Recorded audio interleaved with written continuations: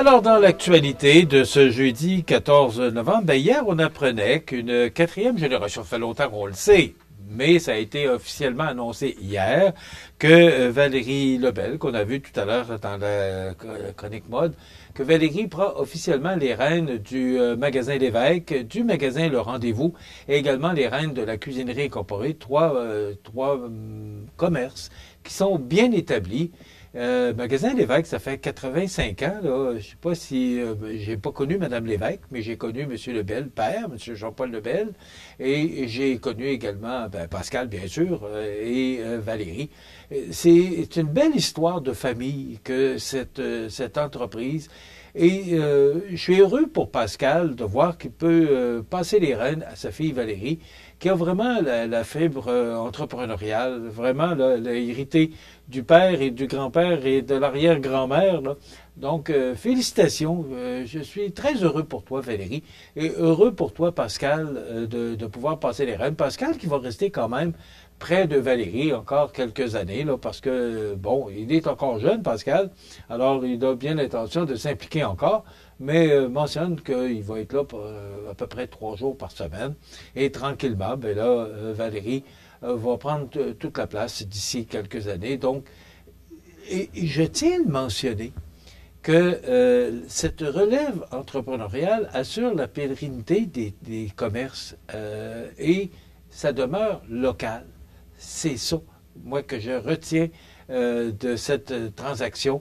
Le fait que Pascal passe les rênes à sa fille Valérie, ben, ça veut dire que ça demeure local, ça demeure régional, ça demeure chez nous, ça demeure des actifs à des gens de chez nous. Et c'est ça que j'apprécie de cette transaction. Donc, je souhaite toute la chance possible à Valérie et je l'assure que nous, de CMA TV, on va la soutenir, l'aider dans cette belle aventure parce que c'est une belle aventure. Ce sont 3 commerces qui vont très bien.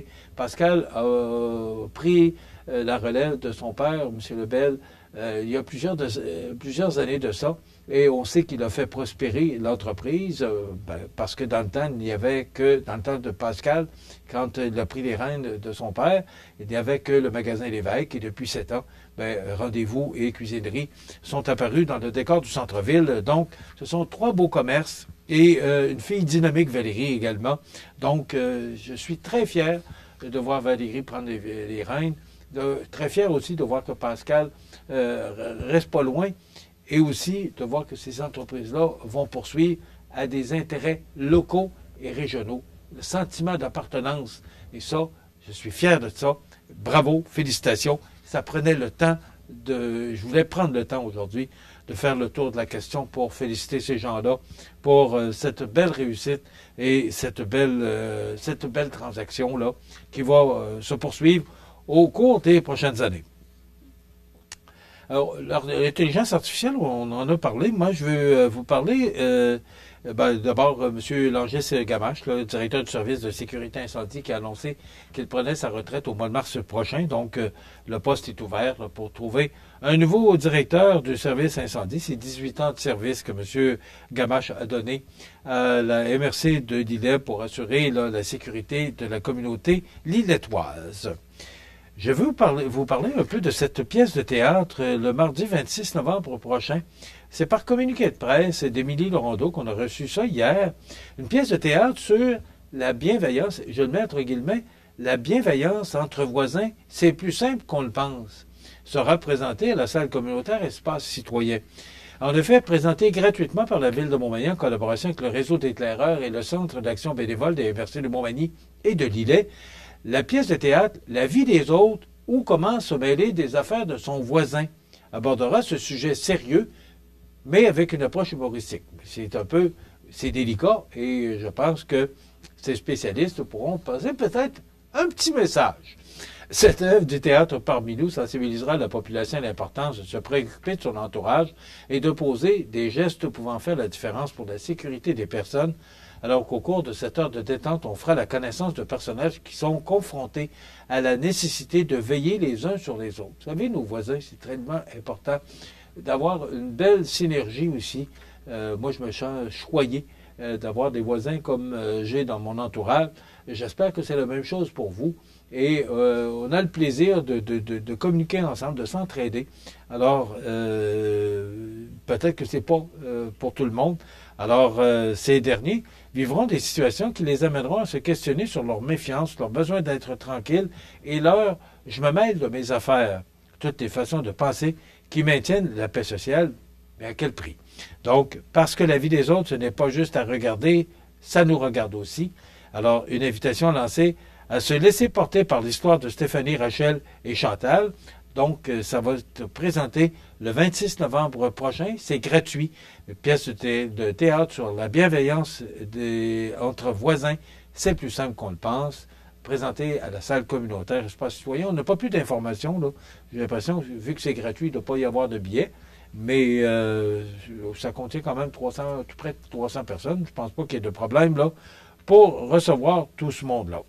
Et si ça vous intéresse, on dit que c'est humoristique, mais c'est quand même, et c'est pas pour rien qu'on présente cette pièce-là, et c'est pas pour rien que la ville embarque là-dedans.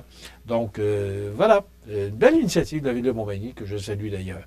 Et il n'y a pas juste la ville, attendez un petit peu, qui est impliquée là-dedans. Là. Il y a d'autres partenaires. Bon, j'ai perdu ma feuille. Attendez un petit peu que je vous dise ça. Donc, c'est en collaboration avec le réseau d'éclaireurs et le centre d'action bénévole des MRC de Montmagny et de Lillet, le CAB. Voilà. Des vérificateurs dans 17 écoles, dans plusieurs régions, des manquements à la loi sur la laïcité ont été signalés dans ces établissements. Donc, le ministre de l'Éducation verra des vérificateurs dans 17 établissements scolaires du Québec où des manquements à la loi sur la laïcité ont été signalés depuis la révélation concernant l'école primaire Bedford. Les écoles visées, là, c'est dans plusieurs centres de services scolaires, mais pas le nôtre. Alors, je vous rassure là, qu'il n'y aura pas d'enquêteur, du moins c'est ce que le Journal de Québec nous informe ce matin sous la plume de Patrick Belrose, là, qu'il n'y aura pas de vérificateur dans notre centre de services scolaires, parce que c'est quand même un gros centre de services scolaires que celui de la Côte-du-Sud. Ça contient les MRC de Bellechasse, Montmagny, Lillet. Alors, c'est quand même beaucoup d'écoles. Alors, il n'y a pas d'enquêteur qui, du moins, c'est ce que Patrick Belrose nous apprend ce matin. Je ne sais pas si vous avez vu des images de cette poignée de main d'hier entre M. Joe Biden, le président actuel, et M. Trump, qui revient comme 47e président des États-Unis. C'est un événement qu'on n'a pas vu depuis 1893. Un président qui revient à la présidence. Ça faisait drôle, mais je trouve que les deux ont été bons joueurs, particulièrement M. Biden, parce que ça n'a pas été une campagne facile. On sait que M. Trump n'a pas toujours été délicat envers ses adversaires, mais M. Biden assure que la transition va se faire de façon pacifique et M. Trump a dit qu'il va faire ce retour à la Maison-Blanche de façon fluide, mais on voit toutes les nominations qui se passent actuellement. Des fois, ça a raison de nous inquiéter, mais bon, quand on connaît M. Trump, mais c'est ça, c'est le choix des Américains. Ils ont décidé, et fortement décidé, de mettre M. Trump au pouvoir. Donc, c'est la décision, c'est la démocratie. Il faut vivre avec ça. Et c'est leur pays. Ils doivent assumer leurs décisions. Donc, c'est à suivre. Mais on va s'attendre qu'au cours des prochains mois, ça risque de brosser un petit peu plus aux États-Unis. Et on va pouvoir sûrement en parler, M. Trump, qui sera officiellement en place à compter du 20 janvier prochain. Demain, on parle santé en compagnie de Daniel Lachance, dans notre chronique santé. Et à la découverte des télévisions régionales, c'est la télévision du littoral de Forestville qu'on vous présente demain. Dans quelques instants, il y aura les avis de décès. Je vous souhaite de passer une belle journée parce qu'on nous prévoit une belle journée, un peu froide. Ça va s'adoucir au cours des prochains jours. Alors, profitez de cette belle journée. Allez marcher. On se retrouve demain. Bonne journée.